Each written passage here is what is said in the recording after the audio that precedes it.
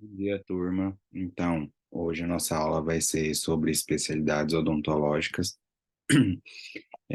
Para quem não me conhece ainda, né, me formei na Univangélica, sou especialista em cirurgia oral menor e estou concluindo a especialização de endodontia na ABO de Goiás.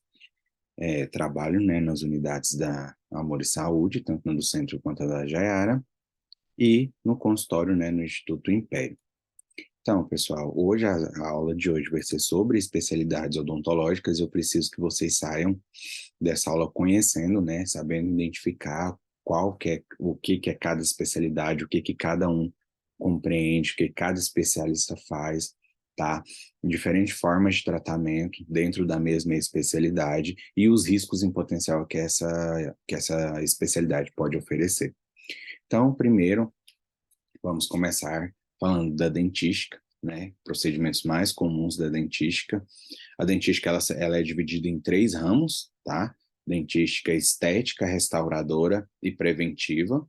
Os nomes são bem intuitivos, então a dentística preventiva ela vai utilizar de métodos para prevenir, tá? Prevenir fraturas, prevenir é, lesões cariosas, tá? A restauradora é que quando a dentística preventiva falhou, aí já entra a restauradora, restauração de dentes, remoção de cáries, e a estética tem mais um cunho estético mesmo, como facetas, lentes, tá?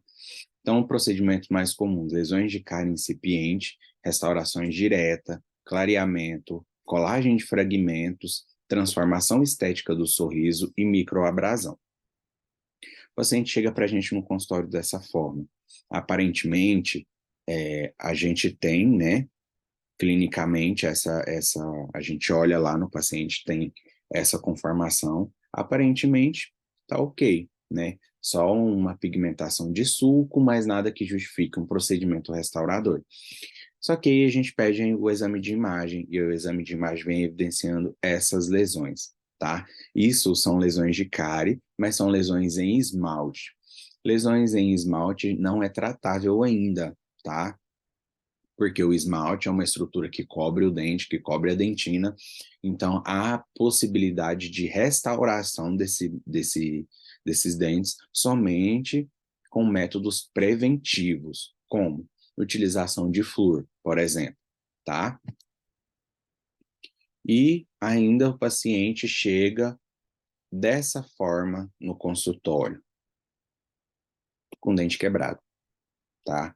Provavelmente pelo tamanho da fratura, pela idade do paciente, foi realizado um procedimento de canal nesse dente e realizado uma faceta em resina, tá? Para construir essa área que foi perdida. Ainda acompanhamento clínico, as lesões incipientes, aquela que eu falei para vocês, que são só em esmalte, conduta, acompanhamento clínico e radiográfico, prescrição e administração de fluoretos e motivação de higiene desse paciente. Então, a cárie, né, que é uma das condições que a dentística mais trabalha. Então, nós temos dois tipos de cárie. A de origem etiológica, que tem uma cárie, perdão, que tem uma origem patológica, tá? Que tem uma etiologia, tem uma causa, e as de origem artificiais. Artificiais a gente chama de lesões não cariosas, porque não são cáries, tá? Mas que tem uma cavidade ali naquele dente. Então, cárie, abrasão e erosão, e a bifração e a trição, são 5, tá? Que são, as 5 são lesões cervicais, então lesões cervicais não cariosas. Então, a bifração, abrasão, atrição e erosão, tá? E cárie e fratura são de origem etiológica, tem uma causa, uma justificativa. Então, a erosão nada mais é do que a perda da estrutura dentária, né, com o tempo, pelo hábito da alimentação, tá? Da alimentação. Tem uma alimentação ácida, tá? Pacientes que têm bulimia também, que provocam vômitos, também tem erosão, porque esse ácido ele acaba diluindo o mineral do dente, tá? E aí desenvolve aí uma lesão. E aí esse paciente ele vai sentir sensibilidade, ele vai sentir desconforto em função disso. Fratura pode ser por um trauma, né, por bater em algum lugar, ou por já vi muitos colegas que abriram, muitos pacientes, na verdade, que abriram, que o ato de abrir a cerveja, a garrafa, né, seja de cerveja, de refrigerante, com um dente, acaba quebrando. E a atrição, que é o hábito de ou de esfregar os dentes, ou de, geralmente as costureiras têm, de colocar o alfinete entre os dentes, acaba gerando um desgaste parafuncional desses dentes. A abrasão, né, além de ter o hábito de esfregar, de ranger os dentes, né, esse paciente pode ter o apertamento dentário, né, e esse apertamento vai gerar a abfração, que é uma fratura, né, do esmalte na região ali da gengiva. A cárie, né, como a gente já trabalhou, e a abrasão. A abrasão geralmente acontece por utilização de cremes dentais abrasivos, por aquele carvão ativado também, acaba deixando o paciente nessa condição. E a dentística estética, né, que vai tratar restauradora estética, que vai tratar restaurações, clareamento, facetas, fechamento de diastema. Gente, diastema é aquele espaço que tem entre um dente e outro, tá? E vai tratar sensibilidades. Então, vamos falar agora de restaurações. Restaurações, nós temos 5 classes, tá? 5 classes. E quanto às faces, nós temos 3 tipos. Então, classe 1, 2, 3, 4 e 5, simples, compostas e complexas. Uma classe 1, uma restauração classe 1, ela vai envolver somente a oclusal de dentes posteriores, tá? De dentes posteriores é oclusal e região de sulco, e dentes anteriores a palatina, perdão, a palatina, na região de cíngulo, tá? A classe 1. E aí, quanto às faces, se tiver uma face, é uma restauração simples. Se tiver 2 faces, é uma restauração composta. Se tiver 3 ou mais faces, é uma restauração complexa. Então, classe 1, oclusal e região de sulco, né, das faces livres de posteriores, e região de cíngulo de dentes anteriores. Classe 2. Classe 2 vai envolver região interproximal de dente posterior. Então, olha lá, entre um dente e outro, a gente vê uma cavidade, isso é uma restauração classe 2. Ah, mas envolveu a oclusal também. Não importa, envolveu proximal, é classe 2. E aí, na anterior, né, na classe 1, por exemplo, é uma restauração simples porque tem uma face. Já a classe 2 sempre vai ser uma restauração composta, porque envolve 2 faces. Classe 3. Classe 3 é a região interproximal de dentes anteriores sem envolver o ângulo do dente, né? A gente imagina, né, um dente anterior, e aí sem envolver os ângulos desse dente, a cárie está localizada mais em cima, é uma classe 3. E a classe 4 é a restauração envolvendo o ângulo, tá? É uma interproximal de dente anterior, mas que envolve o ângulo desse dente. E a classe 5 é aquela abfração que eu falei para vocês, que envolve ali uma fratura do esmalte, né, próximo à gengiva, na região cervical dos dentes, tá? O clareamento, nós temos o clareamento, o caseiro, né? Que é aquele que a gente molda o paciente previamente, manda para o laboratório, confecciona as placas, e aí o paciente retorna, a gente entrega essa placa com o gel, faz as orientações de uso, tá? E o de consultório já é aquele que a gente faz lá no consultório. O gel de clareamento caseiro, nós temos ele em 3 porcentagens, de 10%, de 16% e de 22%, tá? E o caseiro, de consultório, é aquele que a gente faz lá no consultório mesmo. O paciente vai, 3 sessões, em torno de meia hora, né? Porque a gente aplica o gel, deixa agir por 15 minutos, remove aquele gel, aplica de novo, mais 15 minutos, aí o paciente só volta com 7 dias, tá? E aí o gel do clareamento consultório, ele é um pouco mais forte, porque lembra que o caseiro, a porcentagem máxima era 22%, o que a gente utiliza no de consultório é de 35%. E aí, né, alguns colegas usam, né, esse superendo, que é um gel para clareamento interno. E o que acontece? Em alguns casos, o paciente, ele trata o canal desse dente e esse dente acaba escurecendo. E aí inventaram aí essa receita milagrosa para fazer o clareamento desse dente. Como é que é feito? Utilizar o gel dentro do canal. Isso não existe, tá? Há algum tempo que a gente baniu da odontologia esse tipo de tratamento, porque esse gel, pelo fato dele ser um ácido muito forte, acaba gerando a reabsorção dessas raízes. Então, não é indicado. E as facetas. Facetas nós temos facetas de resina, tá? Que tá bem comum aí, né, na população, que é feito com resina composta mesmo, não tem desgaste, a gente só acrescenta resina em cima do dente, faz anatomia e faz acabamento e polimento.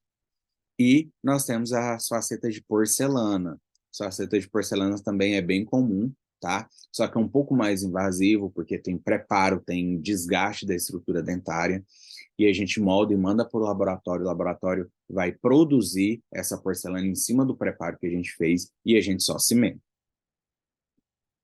Fechamento de diastemas, é aquele espaço que eu falei para vocês entre os dentes, geralmente também é feito ou com faceta de porcelana ou com resina composta, tá? E tratamento da sensibilidade, lembra que a gente tratou dos túbulos dentinários, né? Que o dente ele possui micro canalículos, né, na sua estrutura, e aí, pelo fato desses canalículos estarem abertos, acaba conduzindo, né, estímulos para a polpa, para o nervo do dente, consequentemente o paciente sente dor. Então, o que a gente faz? Né? Aqui os canalículos, e esses canalículos ele inicia ali na região do esmalte e termina lá dentro da câmara pulpar mesmo, tá? E aí, como é que a gente trata isso? Né, o mais comum, que eu mais gosto de utilizar é o Oxagel, que é um gel dessensibilizante, a gente coloca lá, né, deixa agir durante 1 minuto nos dentes do paciente, e aí esse gel ele vai acabar obliterando, ele vai tamponar essas saídas dos canalículos e, consequentemente, vai deixar de enviar estímulos para a polpa. Agora vamos falar de endodontia. Em endodontia, qual é a área de compreensão da endodontia? Né? Vai estudar a morfologia da cavidade pulpar, fisiologia, patologia e diagnóstico, tanto da polpa quanto das regiões periapicais em volta das raízes, controle de infecção, prevenção e tratamento das alterações pulpares e repercussões sobre os tecidos periapicais. Por quê, gente? O que acontece? O paciente tem uma cárie meio profunda ali, faz a restauração, o paciente começa a sentir dor. Então, aí já é uma alteração da polpa, do tecido pulpar. Se não for tratado, essa polpa ela vai necrosar, literalmente ela vai morrer e apodrecer dentro do dente. E aí vai haver contaminação, vai abrir lesão na região periapical, e aí tem que ter todo um tratamento que poderia ter sido evitado com uma restauração ou um capeamento pulpar, tá? Mas qual é a área de competência do endodontista? Então, a gente vai fazer tratamentos conservadores da vitalidade da polpa, como, por exemplo, o capeamento pulpar, que eu acabei de falar, que a gente utiliza hidróxido de cálcio, tá? Que é um cimento, e a gente coloca por baixo da restauração para diminuir o contato da restauração com aquela polpa. Tratamento cirúrgico nos tecidos e na cavidade pulpar, como tratamento endodôntico, tá? O tratamento endodôntico é um tratamento cirúrgico que a gente vai descontaminar todo aquele canal, a gente vai remover partes das estruturas dentárias que está dentro do interior do canal. Procedimentos endodônticos cirúrgicos, como a cirurgia paraendodôntica. Existem alguns casos que a gente não consegue controlar a infecção só com a medicação intracanal. Então, a gente vai precisar abrir uma janela cirúrgica, né? Abrir o osso desse paciente para expor a ponta da raiz. A gente vai cortar essa ponta da raiz e a gente vai fazer o tratamento de canal de dentro para fora. Porque geralmente a gente faz de fora para dentro, né? Do dente, da parte que está exposta na cavidade bucal, para a região de osso. Só que no caso da periodonte, a gente vai fazer da região do osso para a cavidade bucal. Tratamento de dentes permanentes jovens com risogênese incompleta, que alguns pacientes como sofrem trauma, por exemplo, né? Uma criança, um adolescente, sei lá, de 10, 12 anos, que não tem a raiz completa. Isso é risogênese incompleta, porque não tem a raiz toda completa, tá? E tratamento de traumatismos dentários e recuperação da cor dental. O que a gente utiliza, né? Limas endodônticas, e aí essas limas elas podem ser de aço inoxidável, do tipo Care ou Redstone. Limas do tipo Care são as limas tradicionais que a gente usa para fazer o tratamento. As Redstone são limas que a gente utiliza só para retratamento, tá? E as limas rotatórias, que aí elas já passam de aço inoxidável para níquel titânio. Como é que é feito? Então, a exploração do canal radicular, né? A gente abre, acessa os canais, encontra, mapeia, e aí a gente vai utilizar limas manuais, né, de aço inoxidáveis do tipo Care para fazer a determinação do diâmetro, calibre, direção de curvatura, tá? Porque aí a gente vai diminuir o risco de fratura na utilização de um rotatório, por exemplo. Então, exploração do canal reticular, tá? Eu não sei se vai abrir o vídeo. Abriu. Então, a gente utiliza uma lima manual lá, entra movimentos leves, precisos, mais curtos, tá? Para diminuir o travamento dessa lima e, consequentemente, a sua fratura. Isso daqui é uma lima de níquel titânio, é um instrumento rotatório, que eu trouxe para vocês, talvez vocês não conheçam, tá? E aí, aqui a utilização de um instrumento rotatório, tá? Na preparação de um canal radicular, por exemplo, que é um protótipo, mas é uma simulação. Então, a lima rotaciona e a gente entra, sai, movimentos leves também, sem pressão, para evitar o travamento e fratura desse instrumento. E, por fim, a obturação, tá? A gente obtura, a gente preenche esses canais com material plástico. Esse material plástico a gente chama de cone de gutta-percha, tá? É um material extremamente radiopaco, justamente com a intenção de que, quando a gente radiografe, quando um profissional trata o canal e vai para outro profissional, eu consigo saber se esse dente já foi tratado endodonticamente alguma vez, tá? Então, todos esses raios-x são casos meus, casos de consultório. Então, a gente consegue ver curvatura, a gente consegue ver canais bem fechados, mas que foram restaurados e obturados de forma correta.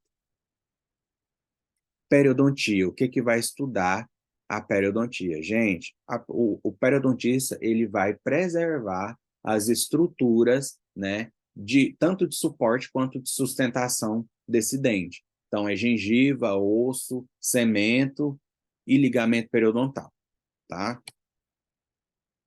Então, a gengivite, como a gente já trabalhou, né, a gengivite é uma condição reversível, tá? Não vai ter danos para o periodonto desse dente, desse paciente, tá? Já a periodontite não, a periodontite há perda óssea, há perda de inserção, tá? E dependendo do nível de perda de inserção, como a gente pode ver ali na periodontite avançada, pelo nível de perda óssea desse paciente, ele pode até perder o dente, tá? E isso vai prejudicar a estética, vai prejudicar a escovação, né? Vai prejudicar a função desse paciente. Aí o caderno de saúde bucal traz para a gente que todos os brasileiros na faixa etária de 15 a 19 anos têm uma porcentagem de 53,8%, quase 54%, de algum tipo de doença periodontal, tá? E aí vai aumentando ao decorrer da idade. São números estrondosos, são estatísticas muito grandes que traz um pensamento para a gente. Será que realmente a saúde bucal no Brasil é bem vista, é bem colocada, é bem tratada, né? Porque são percentuais muito altos e que traz para a gente uma ideia de que a saúde bucal não é de tanta preocupação, tanto dos pacientes quanto dos profissionais, tá? E aí,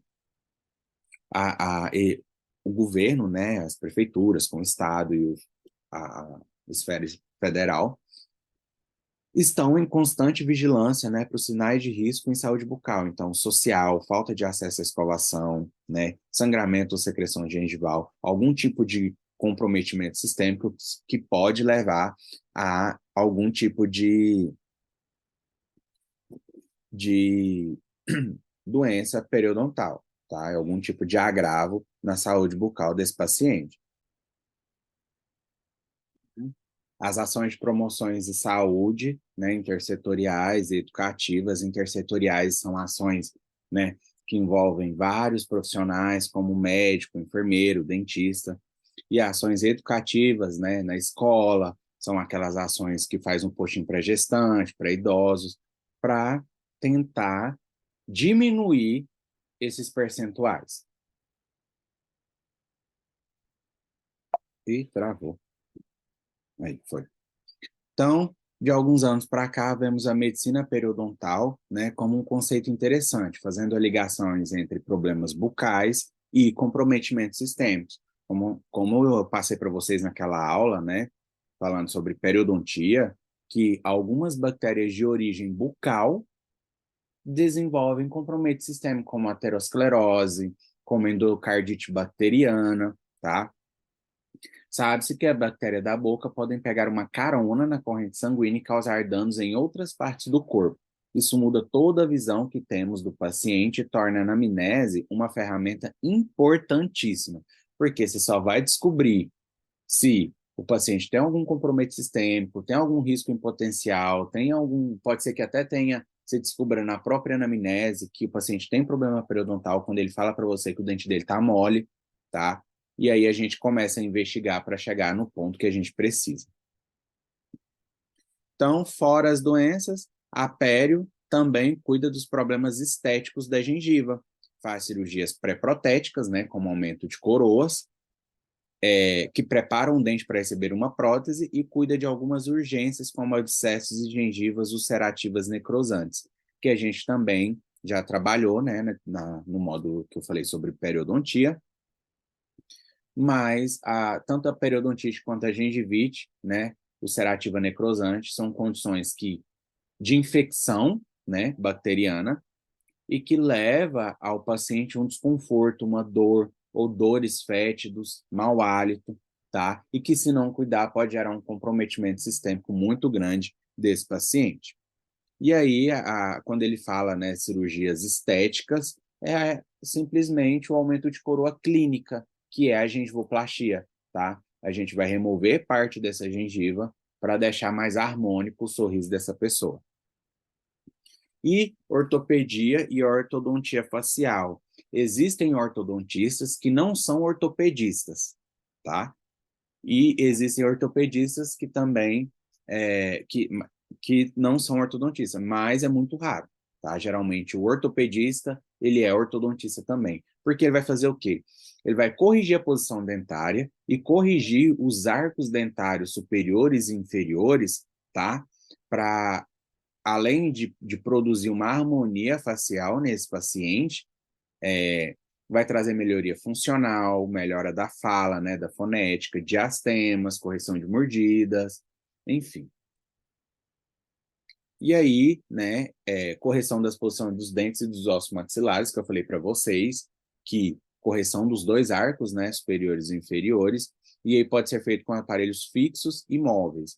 O mais comum que a gente vê é o IRAX, que é isso que a gente vê na imagem. Ele é fixo, tá, nesse paciente.